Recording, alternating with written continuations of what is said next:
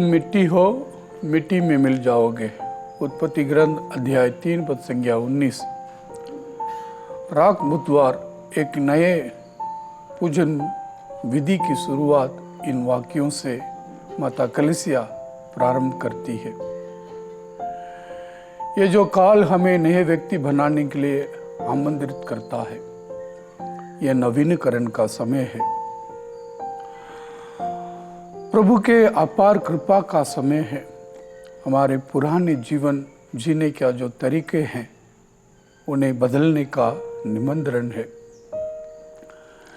यह स्वयं को बदलने का समय है, जो हमें ईश्वर से पवित्र संबंध की ओर ईश्वर के पास ले जाता है।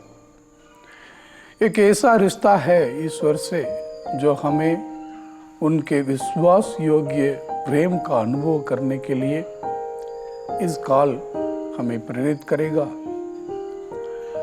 प्रभु यीशु जब वे कलवारी के रास्ते पर चले, मानवता का उद्धार उनकी प्राथमिकता थी और उनकी चिंता मानव की उद्धार के लिए कैसे मैं अपने आप को अर्पित करूं। उपदेशक ग्रंथ अध्याय 3 पद संज्ञा 20 में हम पढ़ते हैं, सब मिट्टी से बने हैं और मिट्टी में ही मिल जाएंगे। राख बुधवार को हमारे माथे पर राख लगाए जाते हैं।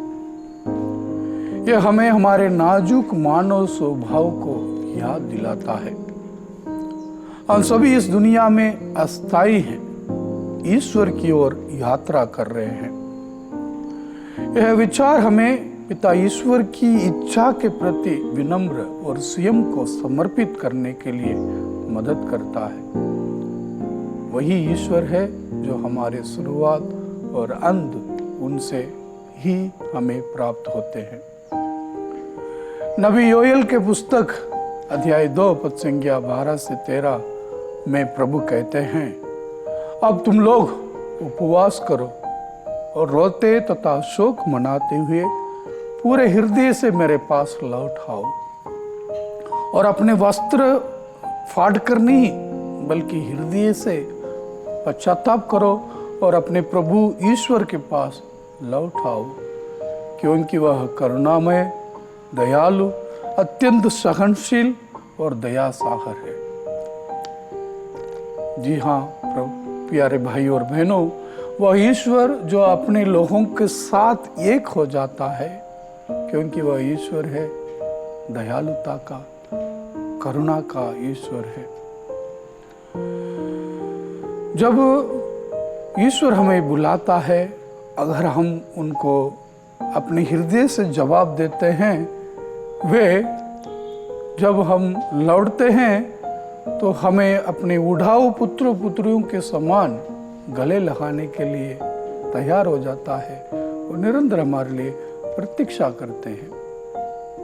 वे ईश्वर है जो प्रेम से भरपूर हैं और नहीं चाहते हैं कि कोई भी आनंद जीवन से वंचित रह जाए। वह हमें अपने दिलों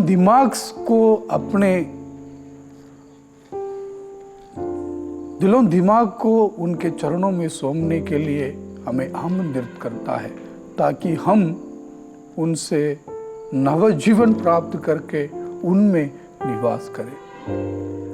कलीसिया हमें इस काल दान, उपवास और प्रार्थना के लिए आमंत्रित करती है।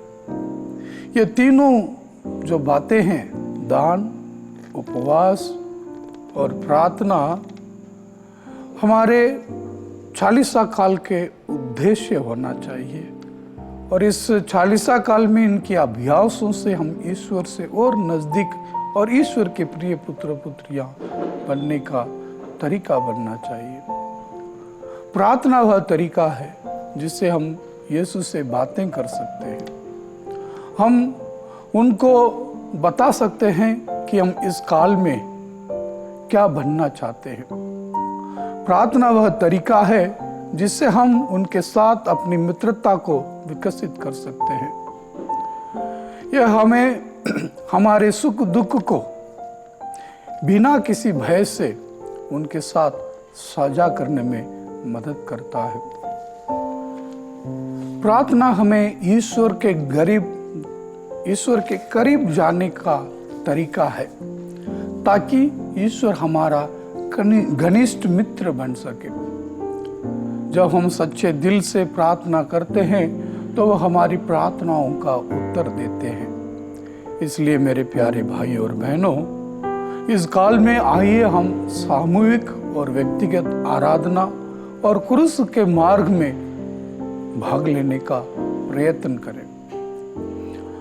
हम पारिवारिक प्रार्थनाओं जैसे माला विनती, बाइबल वाचन और सामूहिक प्रार्थना, मिसा, बलिदान और अन्य जो प्रार्थनाएं हैं जैसे क्रूस के मार्ग आदि प्रार्थनाओं के लिए समय निकालें, ताकि हम ईश्वर को महसूस करने में सक्षम बने और वो ईश्वर जो हमारे भीतर में है उसे हम अनुभव कर सकें।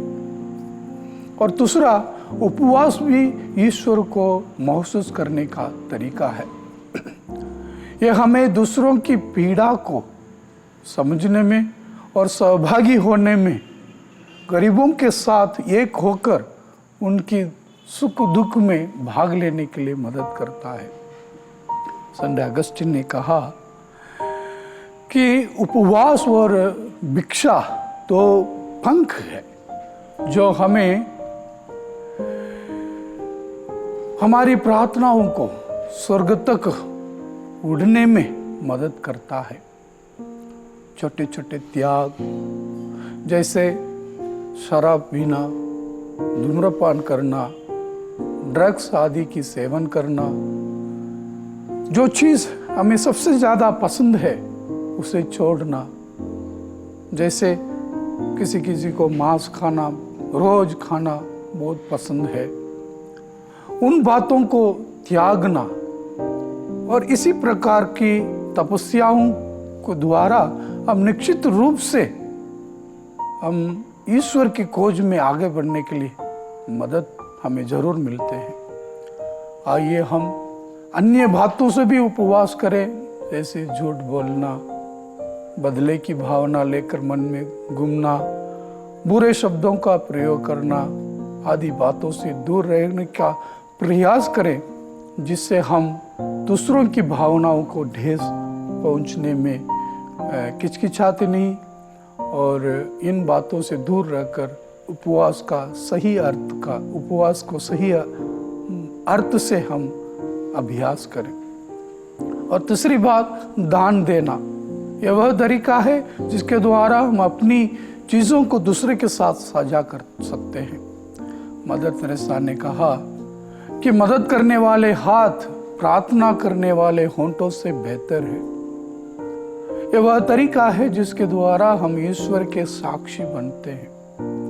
जितना अधिक हम दान देते हैं उतना ही हमें प्राप्त होता है, जो हमारे आनंद को बढ़ाता है। प्रभु यीशु स्वयं प्रार्थना और उपवास में लीन रहने वाले व्यक्ति थे। वे बहुत परोपकारी थे और उनके पास जो कुछ भी था उसे साझा करते थे। यहाँ तक वे क्रूस पर अपने जीवन को बलिदान करने में भी उन्होंने हिचकिचाए नहीं। मेरे प्यारे भाई और बहनों, आइए हम 3 बातों को इस 40 काल में अभ्यास करें। दिल से, सच्चा आनंद से, ये एक कर्तव्य के रूप में नहीं, लेकिन ईश्वर को प्राप्त करने का, ईश्वर को महसूस करने का एक साधन के रूप में, एक माध्यम के रूप से इन चीज़ों को हम अमल करके देखें, तब जाकर हम इस 40 काल को अर्थपूर्ण रूप से मना सकेंगे और प्रभु के पुनरुत्थान के लिए हम अपने आप को तैयार कर सकेंगे। इस 40 काल को 40 दिन के रूप में माता कलीसिया हमारे सामने रखी है। हम ऐसे लोग बनने के लिए आगे बढ़े जो ईश्वर के लिए प्रिय हो। आइए हम अपने आप को बदलने और पुराने स्वभाव को छोड़कर नए जीवन को अपनाएं, ताकि हम ईश्वर के वास्तविक अनुभव और वास्तविक आनंद को प्राप्त कर सके। आमीन।